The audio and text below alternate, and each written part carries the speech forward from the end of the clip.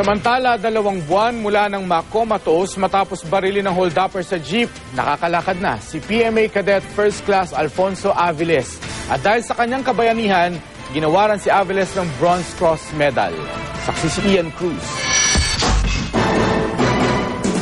Dahil sa tangkang pagpigil sa pang-hold up ng isang jeep sa Quezon City noong huling linggo ng Agosto, nabaril at nakomatos si PMA Cadet First Class Alfonso Aviles.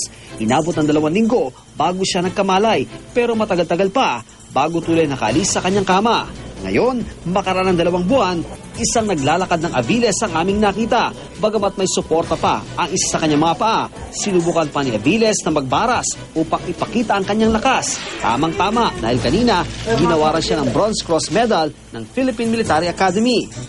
Isa kang matatag na huwaran o halimbawa ng kung ano ang karakter ng isang kadete. Binigyan din siya ng bagong PMA bull ring, palit ng dati niyang suot na tinangay ng hold-upper na bumaril sa kanya.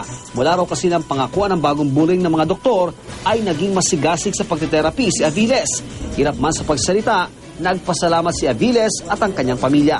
Thank you sa lahat na nagdasal para sa akin. Sana magdasal tayo sa kanya ikagaling para lahat ng dapat ng gagawin pa, magagawa. Sa susunod na linggo, oopera ng isa pang tama ng bala kay Aviles. Patuloy rin ang therapy sa iba't ibang bahagi ng kanyang katawan. Another bullet hit the left cheek. Nag-traverse dito. So, basag ang mandible, ang panga.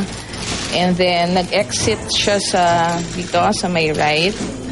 And then, nag-re-entry siya dito, sa clavicle area. So, ang bullet nandito pa sa ilalim. Umaasa naman ang lahat na madadakip ng Quezon City Police ang hold-upper na bumaril kay Aviles.